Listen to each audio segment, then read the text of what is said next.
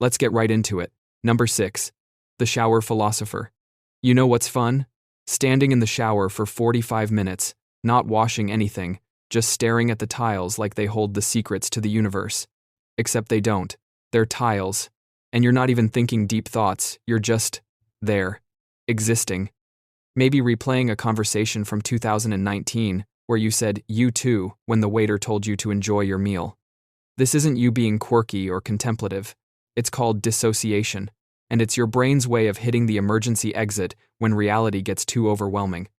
Essentially, your mind decides that the present moment is trash and checks out entirely, leaving you standing there like a malfunctioning robot while the water bill climbs into the stratosphere. Sometimes it happens in the shower. Sometimes it's while you're driving and you suddenly realize you don't remember the last 6 miles. Sometimes you're mid-conversation and you have absolutely no idea what anyone just said, including yourself. The psychology here is pretty straightforward. When your nervous system is overloaded, whether from anxiety, depression, trauma, or just the crushing weight of being alive, it can short-circuit. Dissociation is like your brain's version of, have you tried turning it off and on again? Except you're the computer. The problem is, you're not actually rebooting. You're just paused, buffering, stuck in a mental loading screen while your body goes through the motions. And the worst part? You don't even feel relaxed afterward. You just feel like you lost time you'll never get back, which is a real confidence boost when you're already struggling. Number 5. The social battery that never charges. Some people recharge by being alone, some people recharge by being around others, and then there's you, who apparently recharges by doing absolutely nothing, because both options sound equally exhausting. Your friend texts asking to hang out, and instead of feeling excited, or even neutral, you feel this immediate wave of dread. Not because you don't like them, you do. But the thought of putting on pants, leaving your house, and pretending to be a functional human for 3 hours feels like preparing for a marathon you didn't sign up for. This is social exhaustion on steroids, and it's a big red flag for depression and anxiety. When you're mentally ill, socializing stops being the casual, enjoyable thing it's supposed to be and becomes a performance. You're not just hanging out, you're managing your facial expressions, monitoring your tone, making sure you laugh at the right times, and constantly wondering if people can tell you're struggling. It's like being an undercover agent, except the mission is, convince everyone you're fine, and the stakes are, not worrying your loved ones.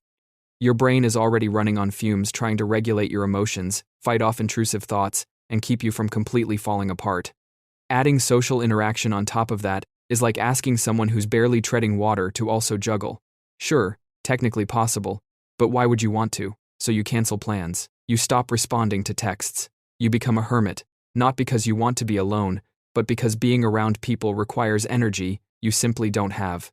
And then the guilt kicks in, because now you're worried you're a bad friend, which just makes everything worse. It's a whole thing. Number 4. The emotional rollercoaster, with no seatbelt. 1 minute you're fine, the next minute you're crying over a commercial about a dog finding its owner. Then you're furious because someone chewed too loudly. Then you're numb again. Then you're sobbing in your car for reasons you can't even articulate. It's not PMS. It's not just one of those days.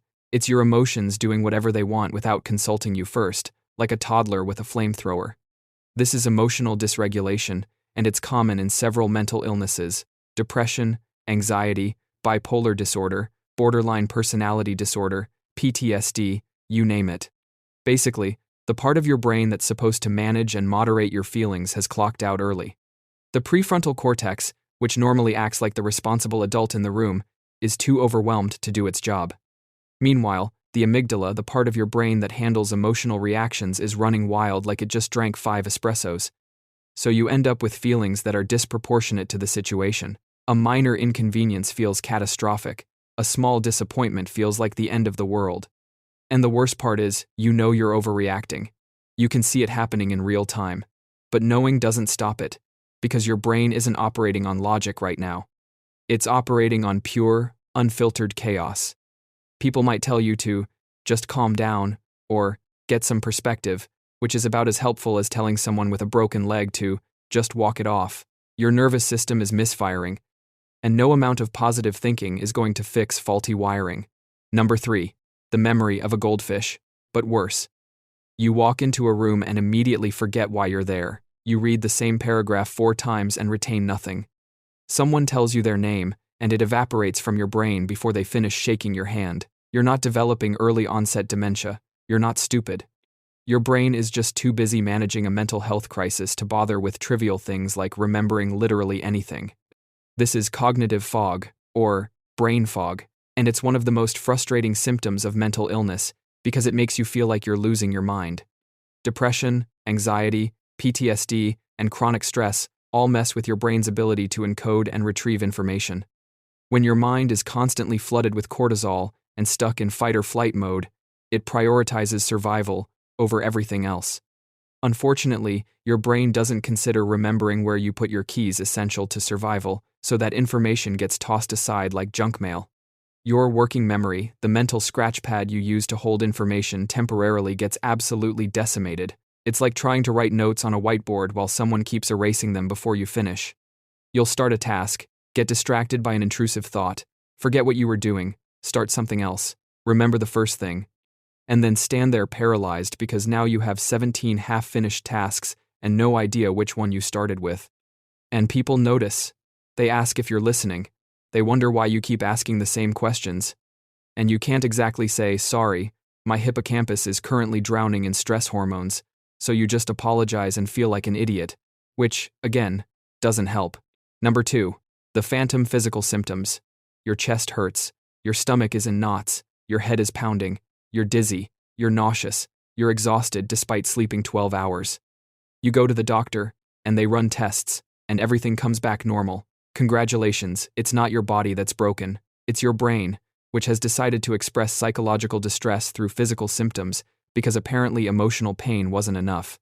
This is called somatization, and it's your nervous system's way of screaming for help when you're not consciously listening. Anxiety loves to manifest as chest pain, shortness of breath, and dizziness, basically convincing you're having a heart attack when you're actually having a panic attack. Depression often shows up as chronic fatigue, headaches, and digestive issues. Your brain and body aren't separate entities, they're on the same network, and when one crashes, the other feels it.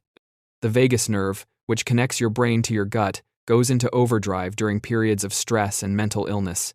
That's why anxiety gives you stomach problems. That's why depression makes you feel physically heavy, like someone turned up gravity just for you. Your muscles tense. Your immune system weakens. Your body is literally responding to a threat that only exists in your mind, but the physical effects are very real. And the frustrating part? People don't take it seriously. They hear, "It's psychological," and think, "So it's not real," when in reality, psychosomatic symptoms are just as legitimate as a broken bone. Your pain is real. Your exhaustion is real. It's just that the root cause is your mental health, which makes it harder to treat with conventional medicine. So you're stuck feeling terrible with no clear solution, which is just fantastic for your mental state. Number 1, the intrusive thought marathon. Your brain has become a horror movie writer that never takes a break. You're driving, and suddenly you think, "What if I just swerved into oncoming traffic?" You're holding a baby, and your mind goes, "What if I dropped it?" You're standing on a balcony, and the thought pops up, "What if I jumped?" You don't want to do any of these things. You're not suicidal or homicidal, but your brain keeps serving up these disturbing scenarios like a waiter who won't stop bringing you food you didn't order. These are intrusive thoughts, and they're one of the most distressing symptoms of anxiety, OCD, depression, and PTSD. They're not reflections of your desires or secret intentions, they're glitches in your brain's threat detection system. Your amygdala is supposed to identify potential dangers so you can avoid them. But when you're mentally ill, it goes into overdrive and starts flagging everything as a threat, including your own thoughts. The worst part is the meta-anxiety. You start worrying about why you're having these thoughts, which makes you have more of them, which makes you worry more. It's a feedback loop from hell. You think, normal people don't think about this stuff, so what's wrong with me? When in reality, intrusive thoughts are incredibly common. Most people just don't talk about them because they're embarrassing and scary. Your brain is essentially testing disaster scenarios on repeat, trying to prepare you for things that will almost certainly never happen. It's like a fire drill that never ends. And you can't just stop thinking about it, because thought suppression doesn't work. Try not thinking about a pink elephant right now. See? Now, it's all you can think about. Same principle. Your brain is trolling you, and there's no mute button. That's all for today. I'll be making similar videos in the future. Subscribe to see them.